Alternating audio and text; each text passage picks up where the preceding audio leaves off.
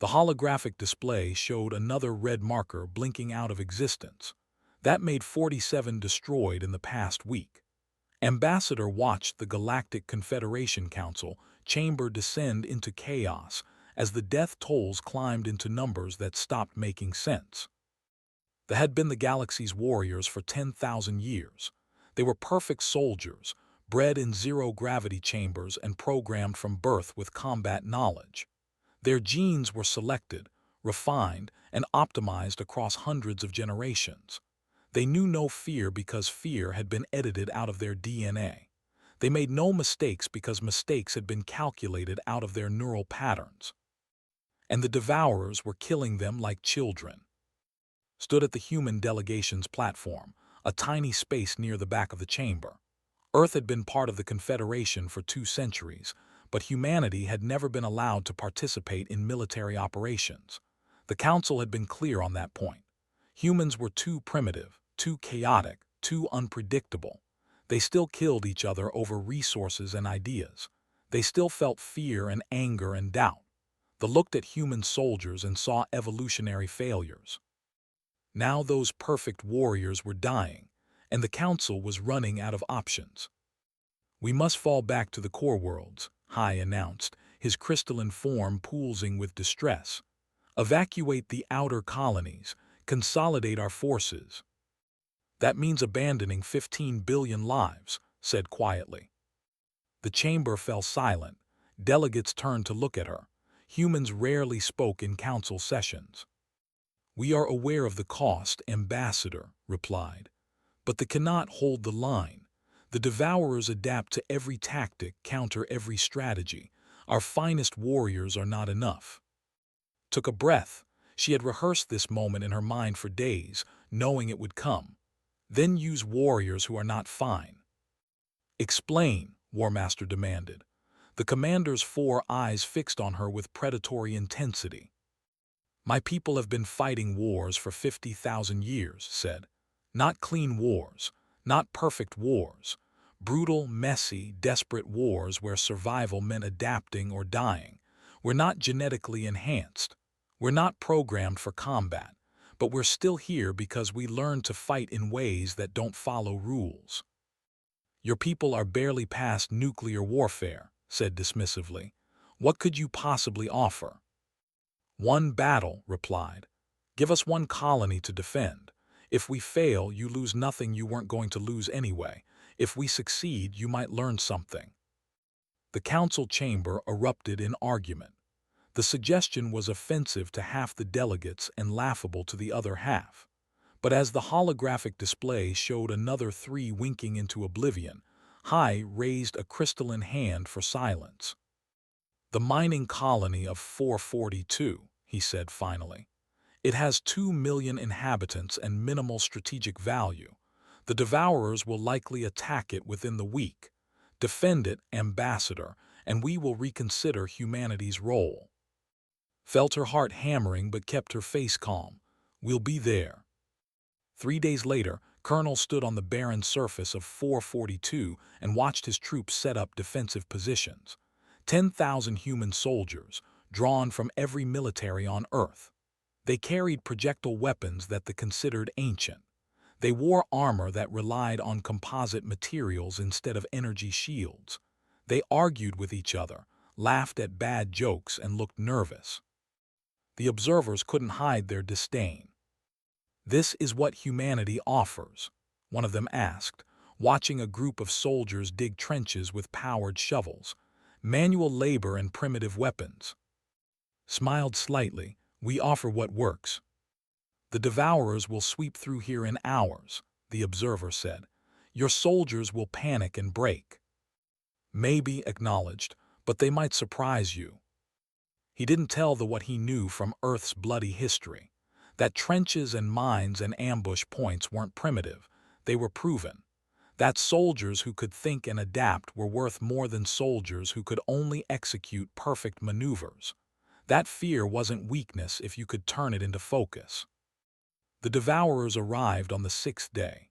Their ships materialized at the edge of the system, massive organic constructs that looked like they'd been grown rather than built. Sensors showed 20 warships, enough firepower to level the colony 10 times over. All forces battle stations, ordered calmly. Execute Plan Alamo. They didn't understand the reference. They would. The Devourer ships entered orbit and began their standard assault pattern, the same pattern that had destroyed forces across 50 worlds. They expected defensive formations, energy weapon exchanges, and fleet maneuvers. Instead, the human ships simply scattered, breaking into small groups that looked like panicked retreat. "They're running," an observer said with disgust. "They're relocating," corrected. On the surface, the Devourers deployed their ground forces, towering organic warriors that regenerated from wounds and adapted to incoming fire. They'd learned to counter energy weapons by growing reflective carapaces. They'd learned to counter tactics by predicting standard military doctrine. They hadn't learned about humans yet. The Devourer warriors advanced on the colony in perfect formation, expecting the defenders to meet them with organized resistance. Instead, they found empty defensive positions and abandoned equipment. Confused, they pushed forward into the industrial sector. The first mine detonated under the lead warrior, a simple chemical explosive packed with metal fragments. The second and third mines followed, and suddenly the perfect formation was chaos. The Devourers scattered, adapting, growing thicker armor on their lower sections. That's when the humans opened fire from the buildings above. Sergeant Maria Santos crouched in a factory window, her rifle bucking as she fired controlled bursts into the Devourer ranks below. Around her, her squad did the same. The Devourers turned to face this new threat, their bodies already adapting, growing armor plating. "Switch targets," Santos ordered. "Hit the ones behind them." The Devourers had learned to protect themselves from the direction of fire. They hadn't learned that humans would just shoot different targets. The warriors in the back ranks, still vulnerable, fell to the concentrated fire. The ones in front, now heavily armored, found themselves cut off from support. "Fall back," Santos commanded. Her squad disappeared into the factory depths. The Devourers followed, regenerating their losses, adapting to the new tactics. They followed the humans into a kill zone. The factory floor erupted in flame as hidden charges ignited stored chemicals. The Devourers' adaptive armor meant nothing against a firestorm that consumed all the oxygen in the space. The few who survived stumbled out into waiting crossfire from 3 directions. Across the colony, similar scenes played out. Humans lured Devourer forces into traps, ambushes, and dead ends. They used mining explosives, industrial equipment, and terrain to their advantage. When the Devourers adapted to one tactic, the humans switched to another.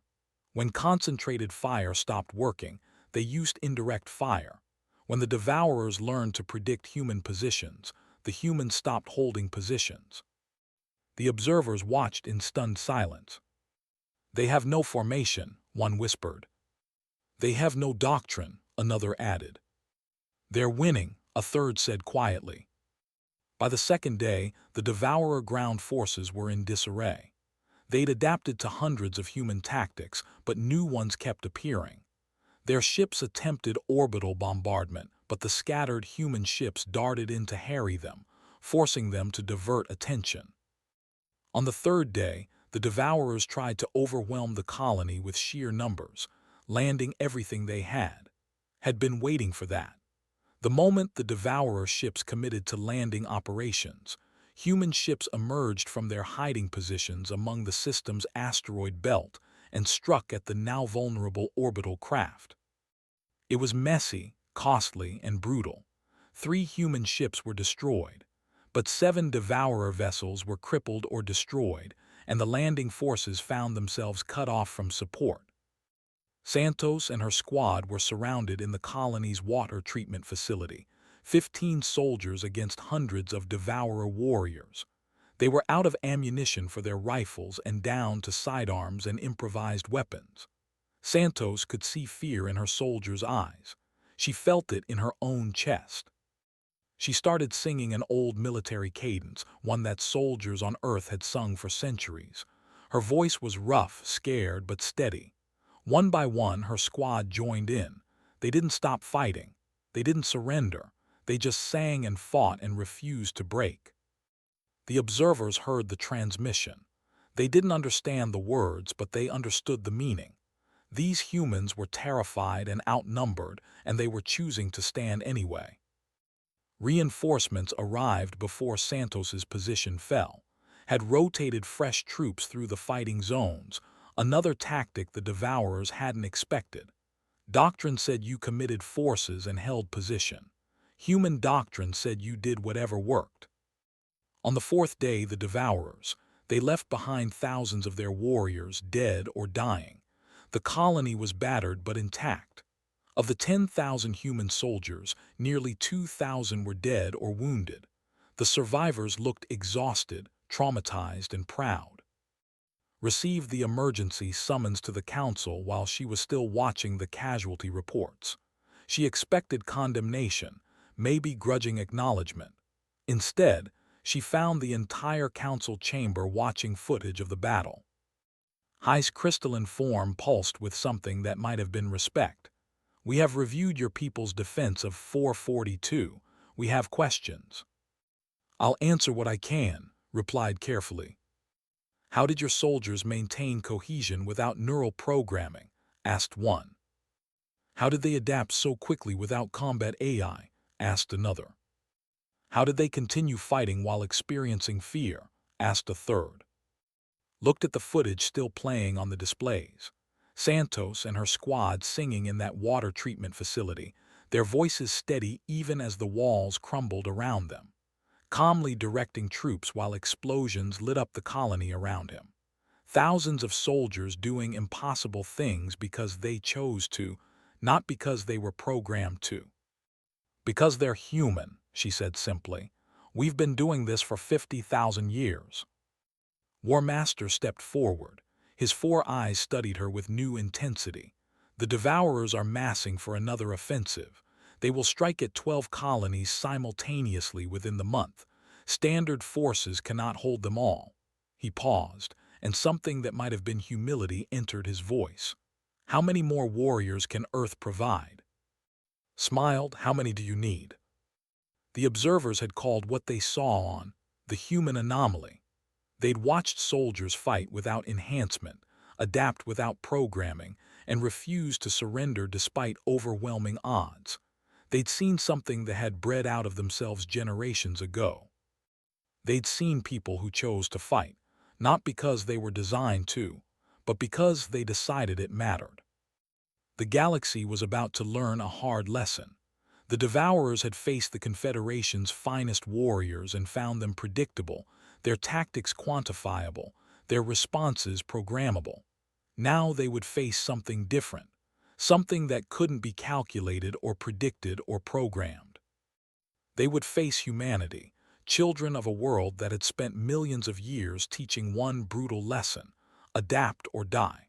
And humanity had learned that lesson well. The war was about to change. 6 months after 442, General commanded 200,000 human soldiers across 12 separate fronts. The results were undeniable. Where forces had crumbled, human forces adapted. Where standard tactics failed, humans improvised. The death tolls were still horrific, but the Confederation was holding. They wanted to know why.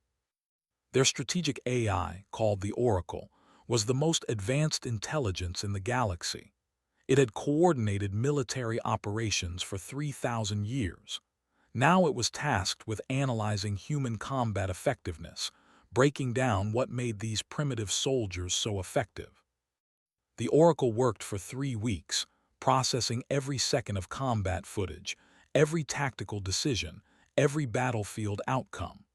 When it finally delivered its report, the High Command gathered in their war chamber to hear the results. War Master read the report in silence. Then he read it again. Finally, he looked up at his fellow commanders, his 4 eyes troubled. "The Oracle has reached a conclusion," he said slowly. "It is not what we expected." The report was simple and devastating. Human military advantage didn't come from superior tactics or secret weapons. It came from Earth itself. Every human soldier carried the genetic legacy of evolution on what the Oracle termed a Class 12 death world. Earth's history was a litany of extinction events. Ice ages that killed off entire species, plagues that wiped out populations, predators, natural disasters, and climate shifts that created constant evolutionary pressure. 99% of all species that had ever lived on Earth were extinct. Humanity survived because its ancestors learned to adapt faster than the world could kill them.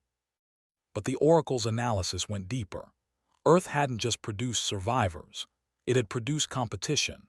Humans hadn't just fought their environment. They'd fought each other for 50,000 years. Every military tactic the humans used had been tested not against simulations or programmed scenarios, but against other humans who were equally clever, equally desperate, and equally creative. They had been bred for war in controlled environments. Humans had been forged by war in an environment that offered no mercy and no second chances. The Oracle concludes that human advantages cannot be replicated through training or genetic modification. Continued. The neural pathways, the stress responses, the adaptive capabilities, these are the result of millions of years of selection pressure. We cannot become human. We can only recognize that they represent a different form of warrior entirely. One of the other commanders, a veteran named, spoke up. Then we integrate their methods. We learn from them. The Oracle advises against that, said quietly. He pulled up another section of the report. It has run projections for post-war scenarios. In 73% of simulations, human military dominance leads to human political dominance. In 18%, it leads to conflict as other species resist human authority. In only 9% of scenarios does integration occur peacefully. The war chamber fell silent. The implication was clear.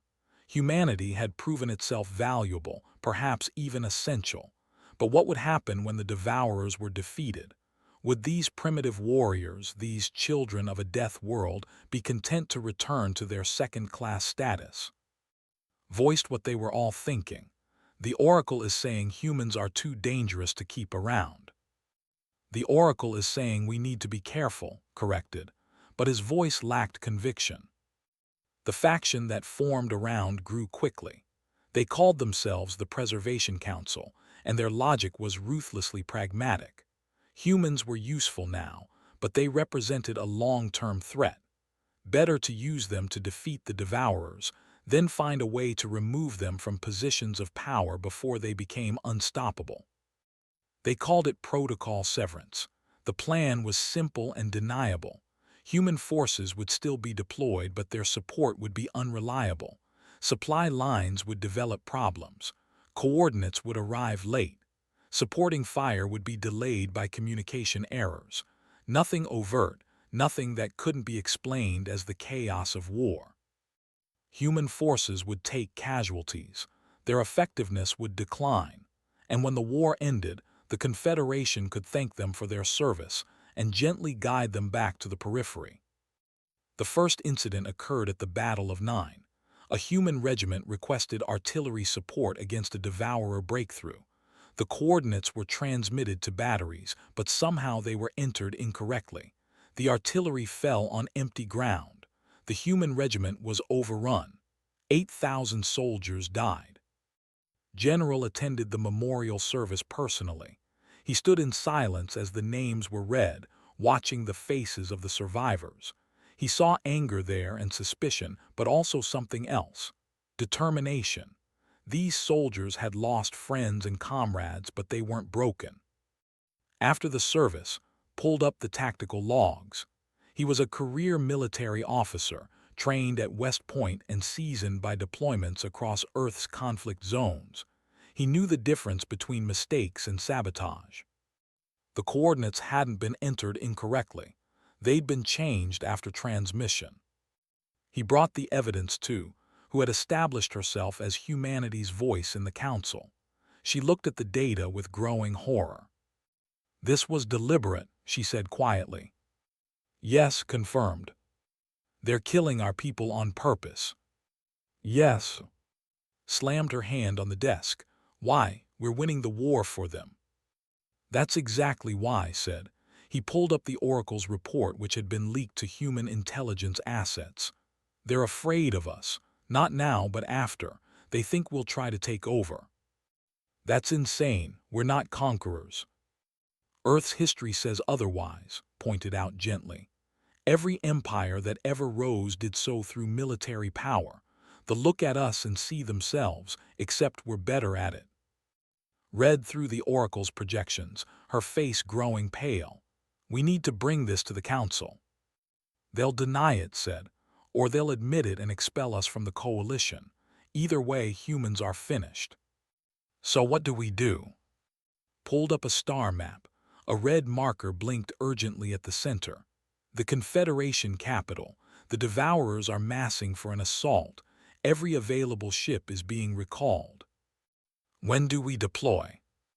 We don't, said flatly. Our orders arrive 12 hours late. By the time we reach, the battle will be over. Stared at the map. Held 18 billion people. It was the cultural and political heart of the Confederation. If it fell, the alliance would collapse. They're letting it happen, she whispered. They're counting on it, corrected. If falls, they can blame human absence. If it holds without us, they prove they don't need us. Either way, we're marginalized. Looked at her old friend, the man who had led humanity's forces through impossible battles. What are you going to do? Smiled grimly. The right thing and hope it doesn't start a war. He issued the orders an hour later. Every human ship, every soldier, every asset was to jump immediately to. No authorization, no clearance, just action. It was mutiny by any definition. It was also necessary. The human fleet emerged in the system to find the battle already in progress. The Devourer forces were massive, hundreds of ships supported by organic constructs the size of moons. The defenders were fighting desperately, but their lines were breaking. Opened a channel to command. This is General of Earth Forces. We're here to help. There was a long pause. Then War Master's voice came through, tight with emotion couldn't identify. You are not authorized to deploy here. I know, said simply, but 18 billion people need help. Orders can wait. Another pause. Your presence may constitute a treaty violation. Probably, agreed. You can arrest me after we win. Out. The human ships dove into the battle. They were outnumbered and arriving late to a fight that was already desperate. They didn't care. This was what they did. Sergeant Maria Santos led her company in boarding operations against Devourer organic constructs. It was brutal work, fighting inside living ships that regenerated damage and adapted to human weapons. Her soldiers used cutting charges, flame units, and sheer determination to carve through the structures. On the third day of fighting, Santos received a distress call. A flagship had been crippled, its crew trapped as a Devourer assault ship closed in for the kill. The math was simple. Santos could try a rescue and probably die, or she could focus on her primary objective and let them face the consequences of their own politics. She ordered the rescue without hesitation. Her strike team crossed the gap between ships using combat thrusters, exposed to enemy fire the entire way. They breached the flagship through a hull rupture, finding corridors filled with smoke and dying warriors. Santos found War Master himself trapped in the command center, his combat suit damaged and his options limited. Sergeant Santos, he said, recognition in his voice. I remember you from 442, you sang. Yes, sir, Santos replied, checking his injuries. Can you move? The question is why you are here, said. Your people have every reason to let me die. Santos looked at him with honest confusion. You're a person. People don't let people die if they can help it. We tried to destroy you, said bluntly. Protocol severance, it was my plan. Santos was silent for a moment. Then she keyed her radio. "Team, get ready to move. We have wounded to extract." "You still intend to save me?" asked. "That's the difference between you and us," Santos said, hauling him to his feet. "You were bred to be warriors. We chose to be soldiers. And soldiers don't abandon people who need help, even if those people are assholes." The extraction was a nightmare. Santos lost 3 of her team getting and the other to safety. When they finally reached the human ship, she was exhausted, angry, and covered in blood. Watched her check on her wounded soldiers, her voice hoarse as she reassured them. He saw her fight back tears when she learned one of them wouldn't make it. He watched her hold the dying soldier's hand and whisper words of comfort until the end. The Oracle had been wrong, or rather, it had been right about what humanity was, but wrong about what that meant. Yes, humans were survivors from a death world. Yes, they were competitive and dangerous and unpredictable, but they were also something else, something the Oracle's calculations had missed. They were people who chose to care, even when it cost them everything. The battle lasted 6 days. When it finally ended, the Devourer assault had been broken. The Confederation capital stood. Human casualties were catastrophic, nearly 30% of the entire expeditionary force, but they had held. Stood before the Confederation Council once more, but this time she wasn't alone. General stood beside her, still in his combat uniform. War Master stood with them, his injuries bandaged but his bearing formal. High spoke first. "General, you deployed your forces without authorization and in violation of military protocols." "Yes, sir," acknowledged. "War Master, you initiated protocol severance with the intent of eliminating human military influence." "Yes," said quietly. The chamber was silent, then continued, his voice carrying to every delegate. "I was wrong. The Oracle was wrong. We calculated human capability but not human character. We measured their effectiveness but not their purpose. Sergeant Santos saved my life when she had every reason to let me die. She did it because that is what soldiers do. Real soldiers, not programmed warriors but people who choose to protect others." He turned to face and directly. Humanity does not seek dominance. They seek to help. And that makes them more dangerous than we ever imagined because we cannot counter kindness with strategy. We cannot defeat compassion with doctrine. All we can do is learn from it. Its crystalline form pulsed with complex emotions. "The Council has discussed humanity's role in the Confederation military. We have decided that General will assume the position of Supreme Commander of all military forces, with human officers integrated into every major command structure." The chamber erupted in debate but raised a hand for silence. This is not a reward. It is recognition that humanity has shown us what we forgot, that being a warrior is not about perfection. It is about choice. And humans make that choice every day, even when it costs them everything. Felt tears on her face. Remained stoic, but she could see the emotion in his eyes. "We accept," she said quietly. 2 years into the war, the Confederation looked different. Human officers commanded mixed-species units.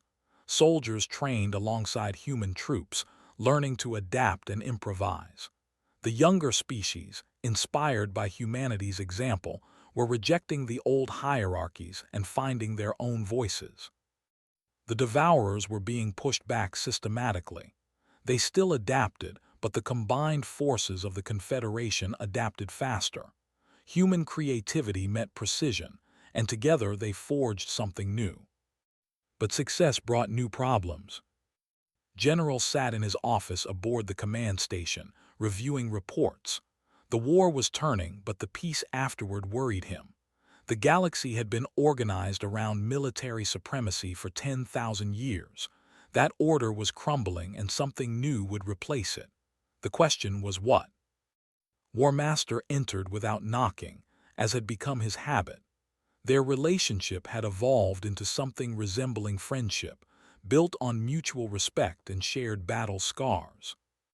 The Oracle has completed its post-war projections, said without preamble, and asked though he suspected he knew. In every scenario where humanity maintains its current military influence, it leads to either human hegemony or catastrophic conflict, said. He pulled up the data. Other species will resist human authority. Wars will break out. The Confederation will fracture. Studied the projections silently. The Oracle's logic was impeccable. Humanity had become too powerful too quickly. Their methods had revolutionized military thinking, but that same effectiveness made other species nervous. The fear was simple. If humans could defeat the Devourers so effectively, what could they do to the Confederation itself? The Oracle recommends what it calls the graceful decline, continued. After the war ends, humanity voluntarily reduces its military presence. You step down as Supreme Commander. Human forces return to Earth. The transition happens slowly, peacefully, avoiding conflict. We go back to being second-class citizens, said flatly. You preserve the peace, corrected. The Oracle calculates this is the only path that avoids war. Leaned back in his chair. What do you think? Was silent for a long moment. I think the Oracle is logical. I also think logic is insufficient. You taught me that. But you think we should do it anyway. I think you should consider it carefully, said.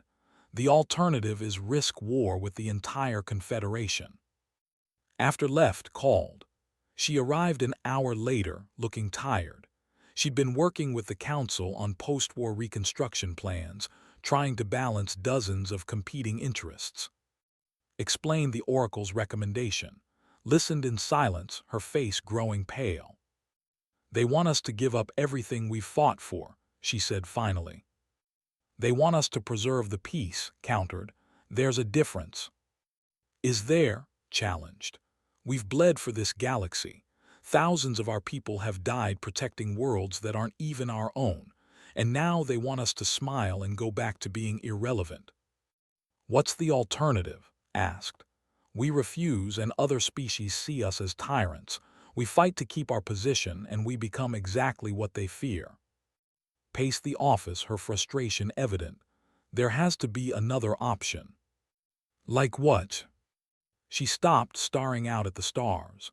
I don't know, but accepting subjugation, even voluntary subjugation, sends the wrong message. It says that strength should be apologized for, that effectiveness should be hidden, that the strong should make themselves weak to make others comfortable. And the alternative sends a different message, said quietly. That might makes right. That power justifies itself. We'd be teaching the galaxy that superior force means superior authority. They argued for hours, neither convincing the other.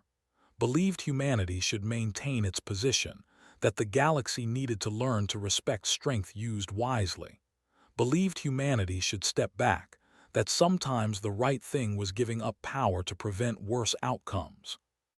The debate revealed something neither wanted to admit. There might not be a good answer, just different costs. The choice became irrelevant when the Devourers launched their final offensive. Intelligence reports came in simultaneously from 50 locations. The Devourers were attacking core worlds across the entire Confederation, including Earth itself. The assault was coordinated with terrifying precision, suggesting they'd learned from every defeat and adapted one final time. Stared at the tactical display in the war room, his mind racing. He had to split forces across impossible distances. Wherever he didn't go, billions would die. Every choice meant abandoning someone. War Master stood beside him, along with commanders from a dozen species. We cannot hold everywhere, said quietly. You must prioritize. His hands clenched. This was the nightmare scenario every commander dreaded. The choice wasn't between good and bad options. It was between catastrophic losses and worse catastrophic losses. Deploy forces and allied fleets to the core worlds, ordered. Full defensive posture. And human forces, asked. Earth said simply. The room fell silent. Several commanders exchanged glances. It looked exactly like what the Oracle had warned about: humans prioritizing their own world over the Confederation. "General, we need human forces across multiple fronts," one commander protested. "And Earth needs defenders," replied. "But that's not why I'm making this choice." He pulled up tactical analysis. "The Devourers are attacking 50 worlds simultaneously. That level of coordination means they've integrated everything they've learned. They're not just trying to destroy us, they're trying to break us psychologically." He highlighted Earth on the display. "If they take humanities, they prove even the galaxy's fiercest warriors can be defeated. Morale will collapse, resistance will crumble. Every species will know that if Earth fell, their world could too." He paused, meeting each commander's eyes. "But if Earth holds while you defend your homes, it proves something different. That cooperation works. That asking for help isn't weakness. That strong people protecting vulnerable people is the entire point of having strength." "Understood first. You're using Earth as a symbol." "I'm using Earth as proof," corrected, "that we're not in this for dominance, we're in this to help." The deployment orders went out within hours. Forces took command of core world defenses, implementing tactics they'd learned from humans. The younger species fleets reinforced key positions, and humanity's forces jumped to Earth, preparing to defend there against the largest Devourer assault force anyone had ever seen. Sergeant Maria Santos stood on the walls of Fortress, watching the sky fill with Devourer ships. The city had been evacuated, turned into a fortress complex. Around her, soldiers from Earth's every nation checked weapons and prepared for battle. "This is it," her corporal said quietly. "They're coming with everything." Santos looked at her troops. She saw fear in their faces, but also determination. These were volunteers, every one of them. They could have evacuated with the civilians. Instead, they chose to stand. "Remember 442?" Santos asked. Her soldiers nodded. "We held a mining colony with 10,000 troops against impossible odds. Now we're defending our home with 10 million soldiers. The Devourers are about to learn what happens when you threaten a human's planet." The first wave hit Earth's orbital defenses like a tidal wave. Human ships fought desperately, trading their lives to buy time. On the ground, soldiers watched the sky burn as ships fell like falling stars. The Devourers made planetfall across 20 landing sites. They'd adapted to every human tactic, grown armor against every human weapon. They came in overwhelming numbers, confident that Earth would fall like so many worlds had fallen. They were wrong. The battle for Earth became legendary. Humans fought with a desperation that transcended training or tactics. This was their world, their home, the birthplace of their entire species. Every city became a fortress. Every street became a battlefield. Every soldier fought like their survival meant something. At Santos and her troops held against wave after wave of Devourer forces. They used every trick humanity had learned in 50,000 years of warfare. When ammunition ran low, they used improvised weapons. When Devourer forces adapted to their tactics, they invented new ones. When their positions were overrun, they fell back and counterattacked. On the fifth day, Santos found herself surrounded again, just like at 442. 15 soldiers against hundreds of Devourer warriors. She was exhausted, wounded, and running out of options. She started singing. That same old cadence, that same defiant melody. Her troops joined in, their voices ragged but steady. This time, the reinforcements came from an unexpected source. Drop ships descended through the chaos, disgorging warriors who had learned to fight like humans. War Master himself led the charge, his forces fighting with an adaptability that would have been impossible 2 years earlier. "Thought you could use some help," Sergeant said, his weapons firing. "You're supposed to be defending Prime," Santos shouted back. "We held," replied. "Your tactics worked, so I brought reinforcements."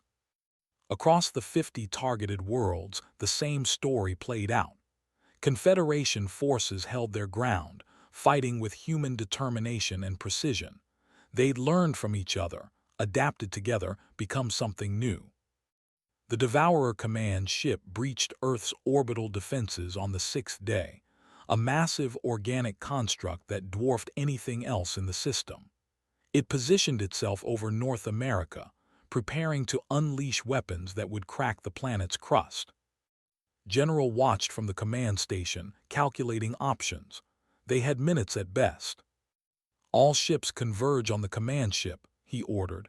"Everything we have." "Sir, will take massive casualties," his tactical officer warned.